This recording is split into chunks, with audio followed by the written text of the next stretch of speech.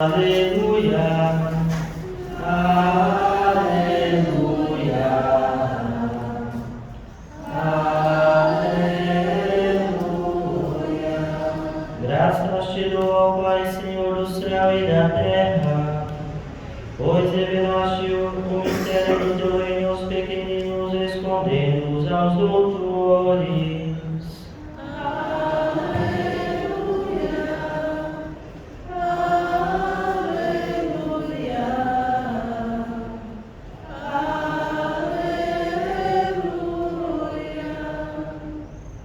O Senhor esteja convosco. Ele está no meio de nós. Proclamação do Evangelho de Jesus Cristo segundo Marcos. Glória a vós, Senhor. Naquele tempo, Jesus disse à multidão: O reino de Deus é como quando alguém espalha a semente na terra. Ele vai dormir e acorda noite e dia, e a semente vai germinando e crescendo. Mas ele não sabe como isso acontece. A terra por si mesma produz o fruto. Primeiro aparecem as folhas, depois vem a espiga e por fim os grãos que enchem a espiga. Quando as espigas estão maduras, o homem mete logo a foice, porque o tempo da colheita chegou. E Jesus continuou: Com que mais poderemos comparar o reino de Deus? Que parábola usaremos para representá-lo? O reino de Deus é como um grão de mostarda, que ao ser semeado na terra é o menor de todas as sementes da terra. Quando é semeado, cresce e se torna maior do que todas as hortaliças, e estende ramos tão grandes que os pássaros do céu podem abrigar-se à sua sombra. Jesus anunciava a palavra usando muitas parábolas como estas, conforme eles podiam compreender, e só lhes falava por meio de parábolas. Mas, quando estava sozinho com os discípulos, explicava tudo. Palavra da salvação. Glória a vós, Senhor. Que a palavra do Santo Evangelho cancele os nossos pecados.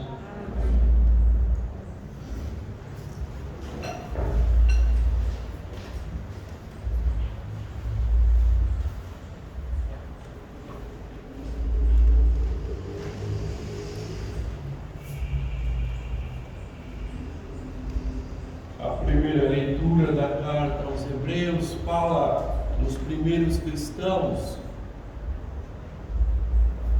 que, apenas batizados, lembrai-vos dos primeiros dias, quando apenas iluminados, apenas batizados, iluminação, foram iluminados pelo batismo, quando receberam o batismo.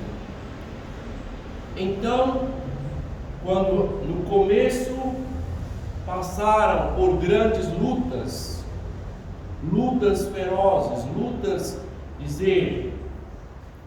dolorosas lutas, às vezes eram apresentados como espetáculos por causa da perseguição. E aqui o que era ser cristão no segundo século? O que é ser cristão? O que era ser cristão no sexto século? O que era ser cristão no nono século? O que é ser cristão no 13º século? O que é ser cristão hoje, no século XXI? É isso que devemos perguntar. Porque a graça de Deus não mudou. Deus não mudou. Deus é imutável. A nossa natureza não mudou. Nós somos a mesma coisa. 1900 anos antes de Cristo. Então, é o tempo que viveu Abraão. 1900 anos antes de Cristo. Abraão tinha o cérebro igualzinho o o cérebro do homem do século XXI, igual. Dizer, Deus dá a graça para nós, a mesma graça que deu para Francisco de Assis, que deu para Teresinha de Lisieux, São João da Cruz, Padre Pio, Teresa de Calcutá, a mesma graça. Então, os cristãos enfrentavam dolorosas lutas, às vezes eram apresentados como espetáculo, dizer, aceitava a confiscação dos bens, porque o Estado romano, o Império Romano, confiscava os bens dos cristãos, prendiam, fazia tocha para iluminar o jardim, com piche, colocava fogo, jogava na arena para ser comidos pelas feras, toda espécie de mortes cruentas. Porém, viviam com o olhar em Jesus. Na carta aos Hebreus vai dizer, capítulo 12, que os nossos olhos estejam fixos em Jesus.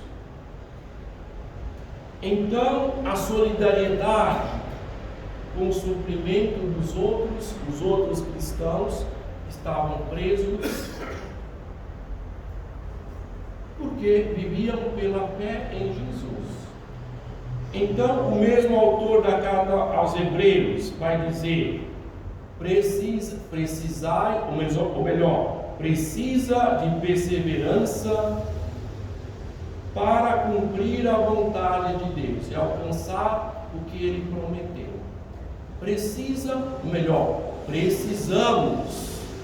de perseverança, precisamos viver a graça santificante, porque muitos cristãos, aqueles cristãos água de rosa, florzinha mimosa, sabe? Só considera as pétalas da rosa.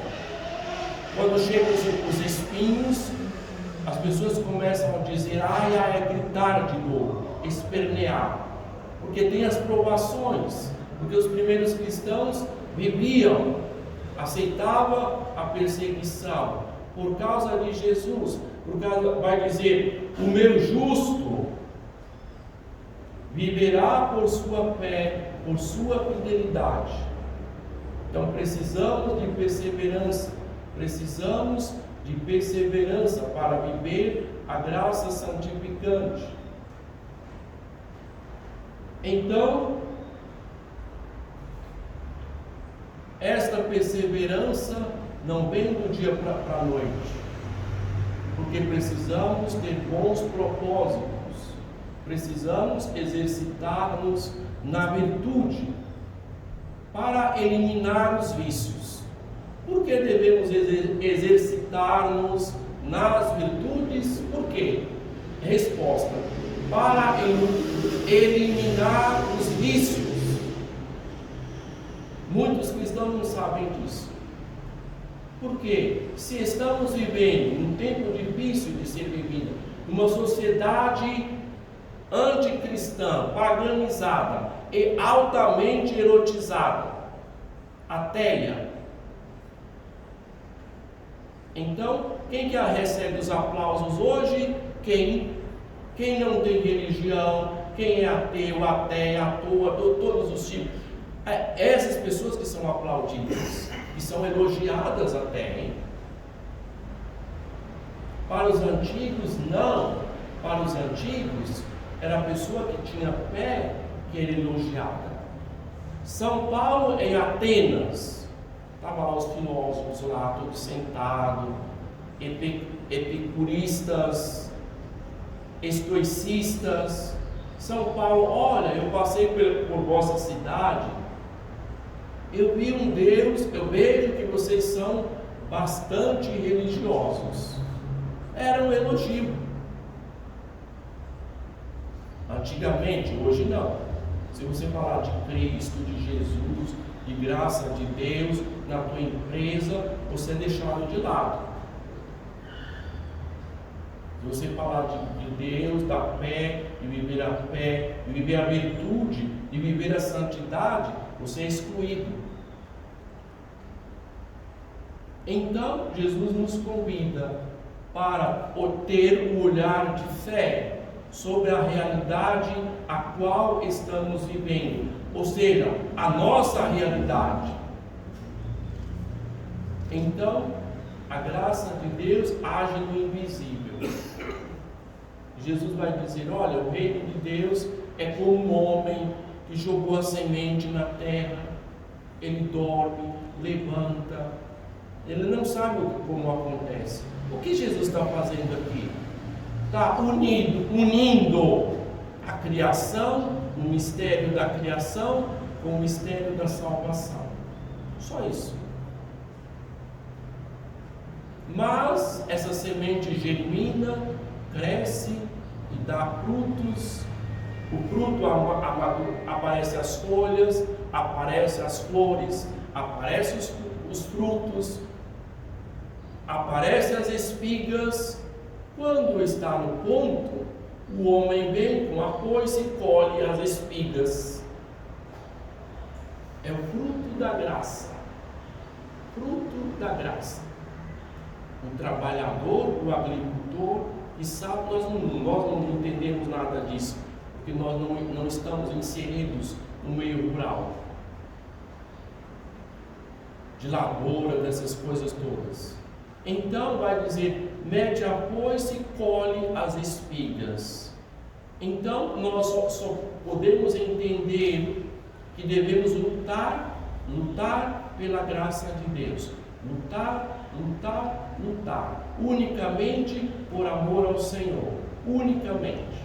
Aí tem sentido a oração, tem sentido o jejum, tem sentido a renúncia, a penitência por amor a Deus. Então vai dizer: nós não somos desertores para a perdição, somos homens da fé para a salvação da alma. Para a salvação da alma. Porque é a nossa alma, é a alma que vai apresentar-se a Deus para prestar contas. Não é o corpo. O corpo vai para o cemitério, vai para ser cremado. É a nossa alma. Então vai dizer: somos homens de fé, não somos desertores.